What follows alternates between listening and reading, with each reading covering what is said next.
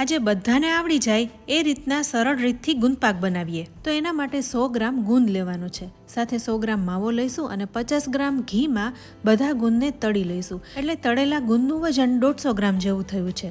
હવે સામે 150 ગ્રામ જેવું કોકોનટ લેવાનું છે. તો ટોપરાનો વાટકો લઈ લીધું છે. છાલ ઉતારવા માટે ચીઝની ખમણીનો ઉપયોગ કરીશું અને ટોપરાને છીણી લેવાનું છે. હવે તળેલા ગુંદને થાળીમાં લઈને લાકડાના દટ્ટાથી થોડો ઘણો મેશ કરી લઈશું.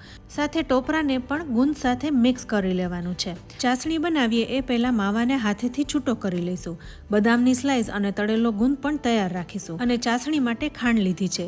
ગુંદપાકની ટ્રેને ઘીથી ગ્રીસ કરીએ. હવે જે પેનમાં ચાસણી બનાવવાની છે એમાં ખાંડ ઉમેરીને ખાંડથી અડધું પાણી ઉમેરી દેવાનું છે. ખાંડ ઓગળી જાય અને 2-3 ઉફાણા આવી જાય પછી હાથેથી ચેક કરીએ. અહીંયા એક તારની ચાસણી થાય છે તો તરત જ ગેસને બંધ કરી દેવાનો છે અને પછી માવાને મિક્સ કરીશું. માવો મિક્સ થઈ જાય પછી ટોપરું અને ગુંદને પણ સાથે ઉમેરી દઈશું. ફટાફટ મિક્સ કરી દેવાનું છે અને ટ્રેમાં પાથરી દેવાનું છે. તો તવીથાથી જ પાથરી દઈશું. ત્યારબાદ ગુંદ, બદામ અને ખસખસથી ગાર્નિશ કરીએ. હવે 15 મિનિટ માટે સેટ થવા દઈએ. ત્યારબાદ કટ લગાવીને સર્વ કરીએ. તો એકદમ સોફ્ટ ગુંદપાક તૈયાર છે.